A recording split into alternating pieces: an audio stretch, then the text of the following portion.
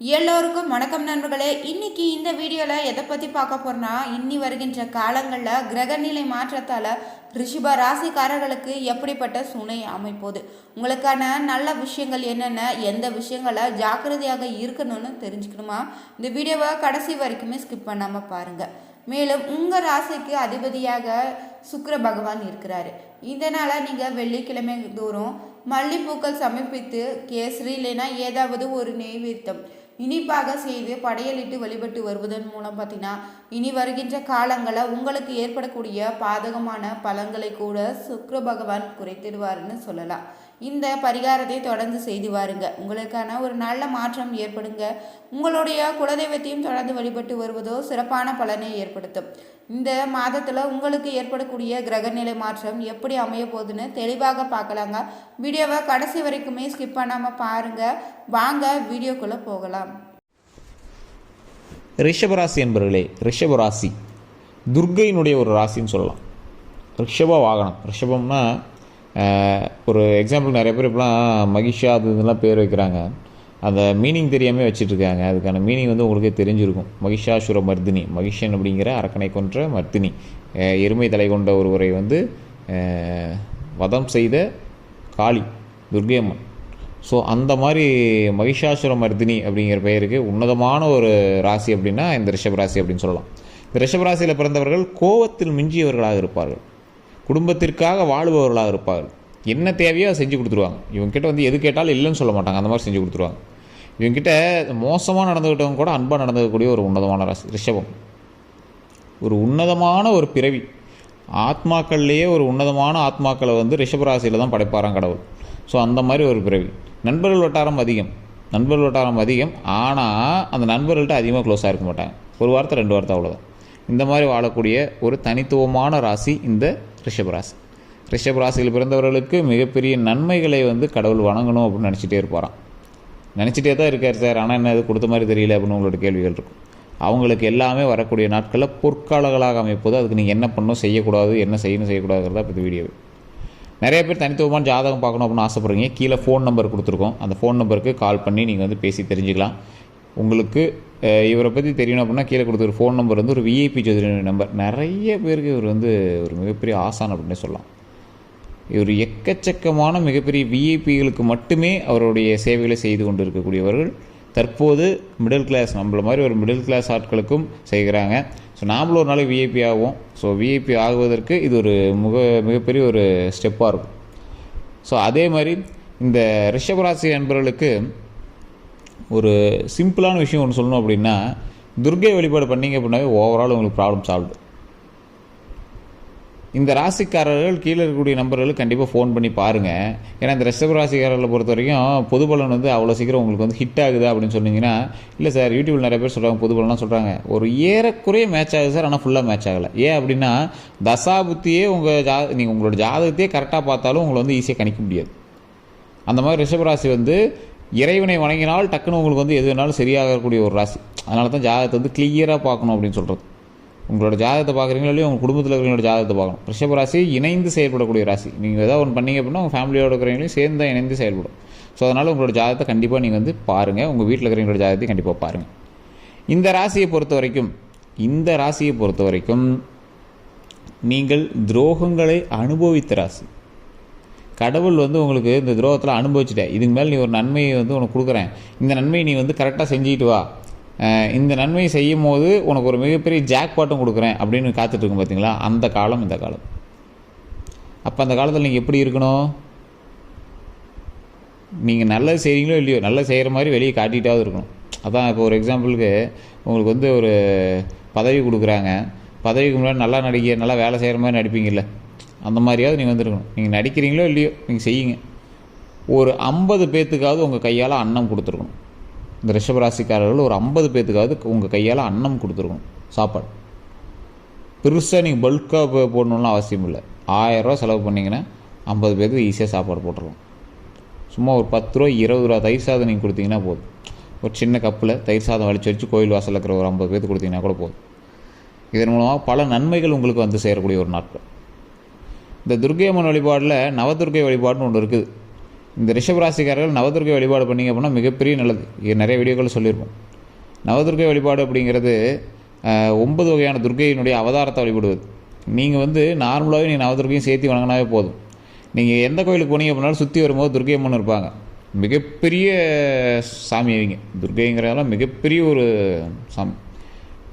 அந்த சுற்றி வரும்போது ஏன் சார் சின்ன சிலையாக வச்சுருக்காங்க அப்படின்னா அதெல்லாம் ஒரு ராஜ தந்திரம்னு சொல்லுவாங்க. அரசர்கள் சுற்றி வரும்போது மட்டும் வழிபடுவதற்காகவே அதை வச்சுருப்பாங்க. மற்றவங்களாம் கோயிலில் முன்னாடி நின்று அப்படியே கொடிக்கம்பத்து முன்னாடி நின்று வணங்கிட்டு கிளம்பிடுவாங்க. இந்த அரசர் மட்டும்தான் கோயிலை சுற்றி வழிபட்டுட்டு அதுக்கப்புறம் உள்ளே போவாங்க. இந்த துர்க்கை வழிபடுறதுக்கு முன்னாடி தட்சிணாமூர்த்தின்னு ஒருத்தர் இருப்பார். தடைகளை நிவர்த்தி செய்வதற்காக தட்சிணாமூர்த்தி வழிபாடு பண்ணிட்டு துர்க்கையிட்டு போவாங்க. துர்க்கையிட்டையும் அவ்வளோ சீக்கிரம் வழிபட்ட முடியாது. அதனால தான் அந்த தடையை கொடுத்துருக்கு அப்படின்னா அந்த தடையை சரி பண்ணுறதுக்கோசம் தட்சிணாமூர்த்தி வழிபாடு. அங்கே ஒரு நெய் விளக்கேற்றி வழிபட்டுட்டு 2 நெய் விளக்கேற்றி வழிபட்டுட்டு அப்படியே உள்ளே பூந்தீங்க அப்படின்னா அந்தாண்ட துர்க்கை அம்மன் இருப்பாங்க. துர்க்கை அம்மன்ட்டு போய் வழிபடும் போது இந்த மாதிரி எந்த பிரச்சனையும் வராமல் பார்த்துக்கா. சந்தோஷத்தை கொடு, நீண்ட ஆயுள் கொடு, உடலாக இருக்கிறது கொடு, நிறைய எனக்கு லாபத்தை கொடு, சந்தோஷத்தை கொடு, வருமானத்தை கொடு அப்படின்னு நம்ம வழிபடும் போது கடவுள் நமக்கு அதை கொடுப்பார். ஸோ இதற்காக துர்க்கை அம்மன் வழிபாடு பண்ணுவாங்க. ஸோ நீங்களும் என்ன பண்ணுறீங்க அப்படின்னா அந்த கோயில்கிட்ட 2 நெய் விளக்கு, உங்களுக்கு மிகப்பெரிய செலவெலாம் கிடையாதுங்க, 2 நெய் விளக்கு ஏற்றி வழிபட்டுட்டு அப்படியே சுற்றி முன்னாடி இறைவனை வணங்கிட்டு நீங்கள் போய் ஒரு 40 பேருக்கு 50 பேருக்கு சாப்பாடு போட்டுருங்க. இதை மட்டும் செஞ்சீங்க அப்படின்னா உங்களுடைய லைஃப்பில் மிகப்பெரிய நன்மை தரக்கூடிய ஒரு காலகட்டமாக அமையப்போகுது. வரக்கூடிய விஷயங்கள்லாம் சின்னதாக தட்டி போகுது அப்படின்னா என்ன ஒரு விஷயம், உங்களுக்கு தட்டி போகிற விஷயங்கள் எல்லாமே தடைப்படுதுன்னு அர்த்தம். தடைப்படுறது எதனால்? ஒன்று குலதெய்வ வழிபாடு இல்லாதனால, இன்னொன்று உங்களுடைய ஜாதக ரீதியாக சில இன்னல்கள் இருக்கிறதுனால.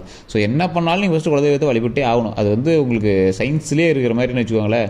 ரூல்ஸ், அது ரூல்ஸ். நீங்கள் குலதெய்வத்தை வழிபட்டால் தான் நீங்கள் எதுவுமே பண்ண முடியும். வண்டிக்கு சாவி போட்டால் தான் வண்டி ஸ்டார்ட் பண்ணுறதுக்கு, இல்லை வண்டி ரிப்பேர் பண்ணுறதுக்கோ, இல்லை வண்டி எடுக்குதான் செக் பண்ணுறது, எதுக்குமே வண்டி சாவி வேணும். ஸோ அதனால் நீங்கள் குலதெய்வ வழிபாடு கண்டிப்பாக பண்ணியே ஆகும். அடுத்தது குலதெய்வத்தை வழிபட்டுட்டு அடுத்து நீங்கள் என்ன பண்ணணும், இந்த அன்னதானமும் பண்ணணும். பண்ணிவிட்டு ஓம் நவதுர்க்கையே போற்றி, ஓம் நவதுர்க்கையே போற்றி, ஓம் நவதுர்க்கையே போற்றி அப்படின்னு மறக்காமல் 7 முறை சொல்லுங்கள். இதை கமெண்ட் செக்ஷனில் மறக்காமல் பதிவிடுங்க. ஓம் நவதுர்க்கையே போற்றி, ஓம் நவதுர்க்கையே போற்றி, ஓம் நவதுர்க்கையே போற்றி, ஓம் நவதுர்க்கையே போற்றி, ஓம் நவதுர்க்கையே போற்றி, ஓம் நவதுர்க்கையே போற்றி, ஓம் நவதுர்க்கையே போற்றி. இந்த ஓம் நவதுர்க்கையே போற்றிங்கிறது மிகப்பெரிய ஒரு சக்தி வாய்ந்த ஒரு விஷயம். நவதுர்க்கைன்னா 9 வகையான துர்க்கையை வழிபடும் போது அதற்கான பவரை அடையக்கூடிய ஒரு காலகட்டம். ஸோ இந்த நவதுர்க்கை வழிபாடுனால ஒரு வைப் உங்களுக்குள்ளே க்ரியேட் ஆகும். அந்த வைப்னால் மிகப்பெரிய பாசிட்டிவ் எனர்ஜி உங்களுக்கு வரும். அந்த பாசிட்டிவ் எனர்ஜி உங்களுடைய வாழ்க்கையை வளர்த்துவதற்கு மிகப்பெரிய உறுதுணையாக இருக்கும். சரி, இந்த காலத்தில் இதெல்லாம் கிடைக்கிது சார், எது செய்யக்கூடாது, எது பர்ஃபெக்டாக இருக்கும், எது உங்களுக்கு செட் ஆகாது? இந்த காலத்தில் வண்டி வாகனங்களில் ஜாக்கிரதை ஃபஸ்ட்டு பாயிண்ட்டு. 2 வீலரில் போகிறீங்க அப்படின்னா ரொம்ப பார்த்து போயிட்டு வாங்க. தேவையில்லாமல் வேறவன்ட்ட வண்டி கொடுத்து நீங்கள் பின்னாடி உட்காந்துட்டு போகிறது, எவனே தெரியாதவன்ட்ட லிஃப்ட் கேட்டு போகிறது, அதே மாதிரி இந்த இதில் வண்டி யார்ட்டையாவது கொடுத்து நீ போயிட்டு வா அப்படின்னா உங்கள் வண்டி வேறவன்ட்ட கொடுத்து விட்றது. ஸோ இந்த மாதிரி 2 வீலர் சம்மந்தப்பட்ட விஷயங்களில் நீங்கள் ரொம்ப கவனமாக இருக்கணும். அடுத்தது 2 வீலர் சம்மந்தப்பட்டமான விஷயங்கள் மட்டும் இல்லை, 4 வீலரில் வேகமாக போகிற விஷயங்கள் தடுக்கணும். சீட் பெல்ட் அணிஞ்சிட்டு போங்க. அரசாங்க விதிகளை பின்பற்றி வாகனங்கள் ஓட்டுங்க. மது போதையில் வண்டி தொடாதீங்க. மது போதையில் இருக்கிறவங்க கூட பின்னாடி உட்காந்துட்டு போகாதீங்க. 4 பேர் 5 பேர் ஏறுறது தேவையே இல்லாத ஒரு விஷயம். லாங் ட்ரிப்பு போய்ட்டுறோம், அந்த மாதிரி விஷயங்களை கொஞ்சம் தவிர்க்கிறது நல்லது. கோயிலுக்கு போய்ட்டுறோம், லாங்காக ட்ரைவ் போய்ட்டுறோம், கோயிலுக்கு தானே போய்ட்டுறோம், அதுக்கு என்ன ஆகுது அப்படிங்கும் போதெல்லாம் நீங்கள் வண்டி ஓட்டுறீங்க அப்படின்னா கொஞ்சம் பார்த்து போயிட்டு வாங்க. ஸோ இதுதான் ஒரு முக்கியமான ஒரு விஷயம் உங்களுக்கு கருதப்படுது. அதே மாதிரி சொத்து விவகாரங்களில் தேவையில்லாத தலையீடுகள் தற்போது நம்மளுக்கு தேவையில்லை. சார் அது என்ன சார் பண்ணுறது, கேஸ் போட்டு தானே ஆகணும், பண்ணி தானே ஆகணும், பண்ணலாம், ஒன்றும் தப்பு இல்லை. தேவையில்லாமல் நீங்களாக போய் மூக்க நுழைச்சி பிரச்சனையே இல்லாத இடத்துல பிரச்சனையை உருவாக்கி பண்ணோம் அப்படின்னு டைம் கரெக்டாக தானே போயிட்டுதுன்னு நீங்கள் அது இது நோண்டாதீங்க. கரெக்டாக பொறுமையாக போயிட்டு வாங்க. அந்த பிரச்சனையாக வந்துச்சுன்னா நீங்களாக அதை சால்வ் பண்ணிடணும். சொத்து பிரச்சனைலாம் நீங்களாக போய் ஒரு பிரச்சனையை க்ரியேட் பண்ணக்கூடாது. அந்த மாதிரி ஒரு சூழ்நிலையில் நீங்கள் இப்போ இருக்கீங்க. அதே மாதிரி கடன் ரீதியான பிரச்சனைகள், வேறு எங்களுக்கு செக்யூரிட்டி போடுறது, வாங்கி கொடுக்குறது, நீங்கள் பெரிய ஆளாக இருந்து பஞ்சாயத்துக்கு போகிறது, அதெல்லாம் உங்கள் பக்கமே டேர்ன் ஆகிறது வாய்ப்புகள் அதிகமாகவே இருக்குது. ஸோ அந்த மாதிரி விஷயங்களில் கொஞ்சம் கவனம் தேவை.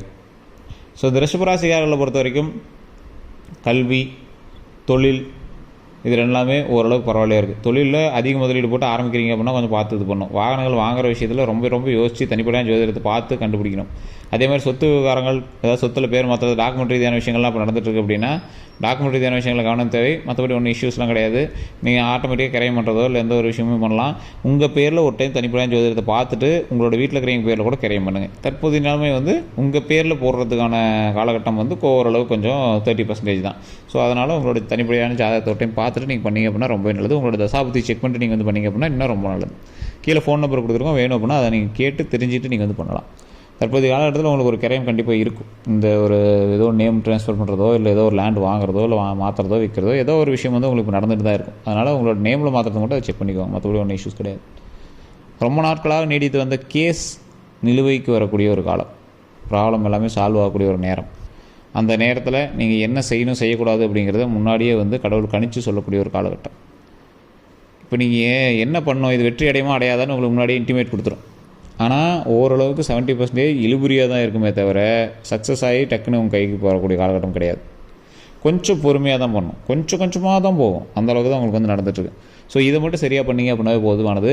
ஓம் நவதுர்கை போற்றி, ஓம் நவதுர்கை போற்றி, ஓம் நவதுர்கை போற்றி அப்படின்னு மறக்காம கமெண்ட் செக்ஷனில் 3 டைம் பதிவிட்டுட்டு ஃப்ரீ டைமில் நீங்கள் வீட்டில் இதை சொல்லி பாருங்கள். 7 டைம் சொல்லி பாருங்கள், அவ்வளோதான். மற்றபடி உங்களுக்கு எல்லாமே ஓரளவுக்கு பர்ஃபெக்டாக தான் இருக்குது. உடல் ரீதியான விஷயங்களை கவனம் தேவை. லைட்டாக எதாவது பண்ணிச்சு அப்படின்னா உடனே டாக்டர் பார்த்துடணும். இது வந்து மெயினான ஒன்று. ஸோ இதெல்லாம் உங்களுக்கு வந்து ட்ராபேக்ஸாகவும் இருந்தது, அது சொல்லியாச்சு. சக்ஸஸ் பாயிண்ட்டும் உங்களுக்கு இருக்குது. அது கண்டிப்பாக நீங்கள் வந்து துர்க்கையம்மன் வழிபாடு பண்ணிட்டு ஒரு 50 பேருக்காக சாப்பாடு போட்டிங்க அப்படின்னா மீடியமாக ஒரு நார்மலாக நடக்கக்கூடிய விஷயம் உங்களுக்கு ஒரு நல்லபடியாக சந்தோஷமாக நடக்கும். ஸோ வேறு ஏதாவது கருத்துக்கள் இருந்தது அப்படின்னா மறக்காம கமெண்ட் செக்ஷனில் பதிவிடுங்க. இந்த வீடியோ பிடிச்சா லைக் பண்ணிக்கோங்க, உங்களோட நண்பர்களுக்கு பகிருங்க. இது நம்ம சேனல் சப்ஸ்கிரைப் பண்ணாமல் தான் சப்ஸ்கிரைப் பண்ணி அதில் பெல் பட்டன் மறக்காம ப்ரெஸ் பண்ணிக்கோங்க. எல்லோருக்கும் நன்றி நண்பர்களே.